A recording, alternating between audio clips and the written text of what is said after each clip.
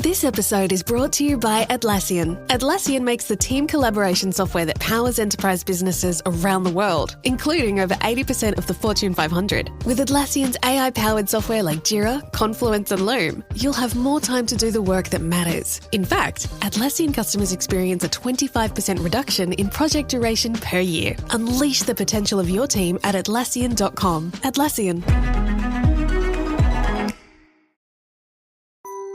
This episode is brought to you by Global X. Since 2008, Global X ETFs has been committed to empowering investors with unexplored, intelligent solutions. Global X specializes in exchange-traded funds that offer exposure to the artificial intelligence ecosystem, including themes like data centers, robotics, semiconductors, and cloud computing. To learn more about Global X's entire suite of ETFs, from covered calls, fixed income, emerging markets, and more, visit globalxetfs.com. This is Optimal Work Daily. How to Beat the Competition, Part 2 by Steve Pavlina of stevepavlina.com. Book writing example. When I started writing my book, Personal Development for Smart People, I decided there was no way I'd write a generic Me Too book. For me, the easy problem would be to create a book that was just a collection of advice about how to make improvements in different areas of your life. I quickly dismissed that option because lots of people can write such a book and already have. There's a centuries-old glut of such books. I see no point in adding to the pre-existing clutter. This just isn't a hard enough problem. So I decided to write a book that would be very, very challenging, something I've never seen done before. I set out to find the common pattern behind all successful personal growth efforts, to identify a complete set of core principles that would be universally applicable. Other people have tried to write such books, but they provide only partial solutions filled with gaping holes. To define what the set of principles would need to look like, I outlined several criteria, all of which would have to be satisfied.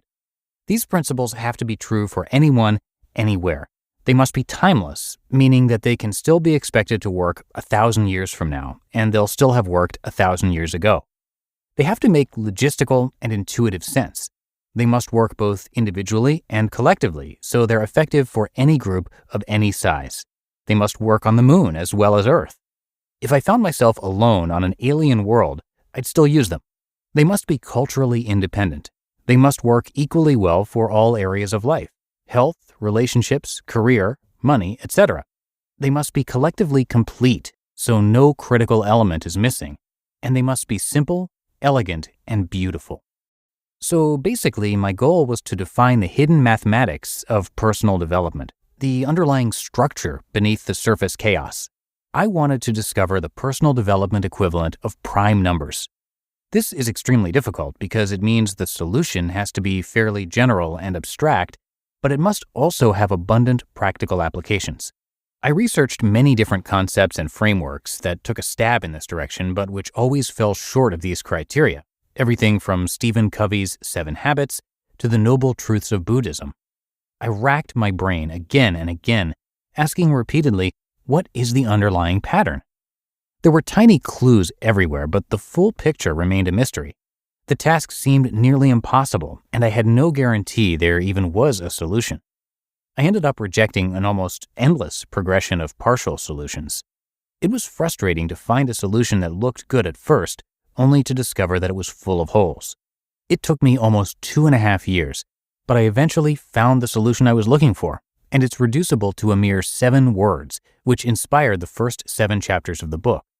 The other 80,000 words of the book are explanation, illustration, and application. Virtually all of the book's value lies in understanding those 7 core principles and how they interact with each other. Once I had the principles figured out, writing the book was still challenging, but fairly straightforward. The principles themselves are simple and will appear almost obvious when you read them. It's only when they're assembled in a certain way that the value becomes clear. Once I figured out these principles, I started seeing them everywhere. Without exception, I can look at anyone's personal problems and describe them as a violation of one or more of these principles, and the principles automatically suggest a solution that is both logically and intuitively sensible.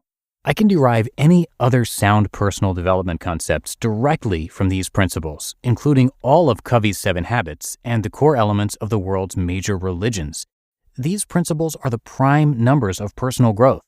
Because I picked the right problem to tackle, I've no doubt the book will have a significant impact on those who read it, and I expect it will endure for a very long time. In my mind, that success has already occurred, even though the book is still many months from release.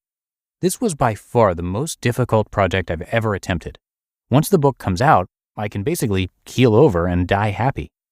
It's hard to think of anything more satisfying than coming up with an elegant solution to a really difficult problem. 2.5 years of hard work was a fair price to pay for this result. How do you beat the competition? You do the things that others don't, won't, or can't.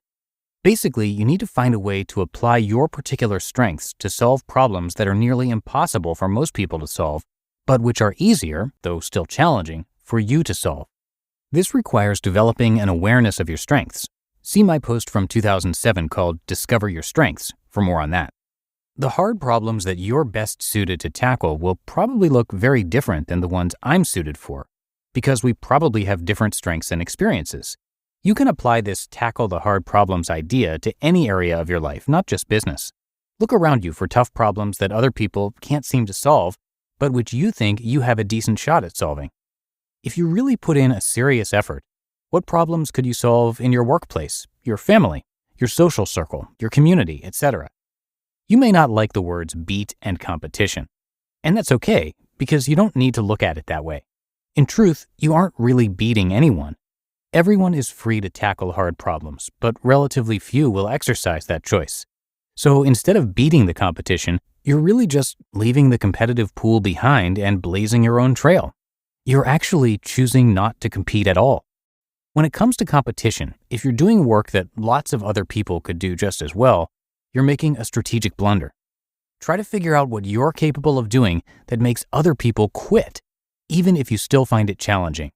When other people start accusing you of becoming obsessed with an impossible problem, you know you're getting warm. What's good about competition?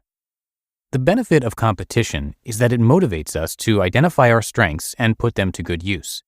Even the cells in your body compete for resources when necessary, and those that prove their value get preferential treatment. This is a fair system because it increases the whole body's fitness for survival. Similarly, our economy tends to divert extra resources to those who prove they can provide significant value for the benefit of all.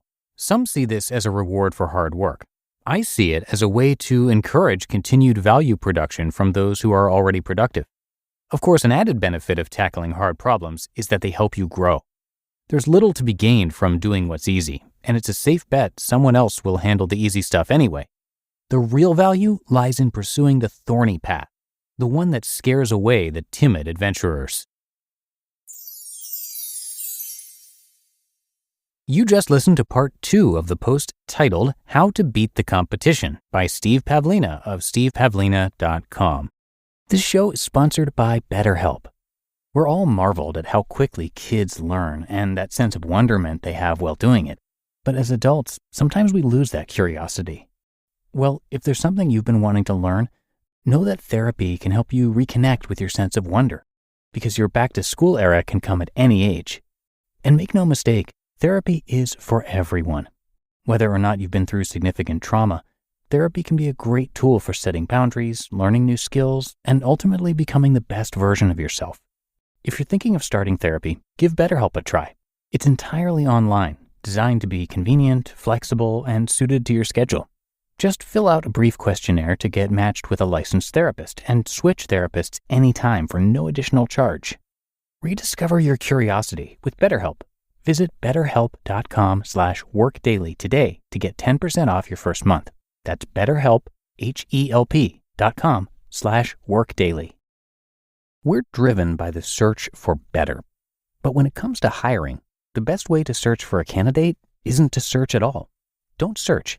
Match with Indeed. Indeed is your matching and hiring platform with over 350 million global monthly visitors and a matching engine that helps you find quality candidates fast. Ditch the busy work. Use Indeed for scheduling, screening, and messaging. 93% of employers agree Indeed delivers the highest quality matches compared to other job sites. One of the things I love about Indeed is that it filters out those incompatible applicants. So when you're hiring, the process is much faster, and you only have to consider applicants that are already likely to be a great fit. And listeners of this show will get a $75 sponsored job credit to get your jobs more visibility at Indeed.com/startup. So just go to Indeed.com/startup right now and support our show by saying you heard about Indeed on this podcast.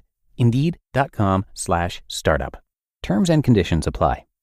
Need to hire? You need Indeed. And that concludes Steve's post from yesterday, and to tell you a little bit more about him, he's a pretty fascinating guy. Before he started blogging about personal growth back in 2004, he ran his own computer game development company for 10 years, mostly focused on nonviolent puzzle games. For 5 of those years, he wrote articles on the side to help other software and game developers. And readers kept requesting more articles on a wide range of topics, which eventually motivated him to get into blogging. He retired from game development when he realized he could create more positive ripples in the world by shifting to personal development work. He says he still enjoys programming and occasionally writing his own software tools to assist with personal growth experiments. And nowadays, he does everything he can to support the growth of readers of his blog. So come check it out at stevepavlina.com, and you can find that linked in this episode's description at oldpodcast.com. But that'll do it for this weekend. Hope you're having a great one, and I'll see you back here tomorrow as usual, where your optimal life awaits.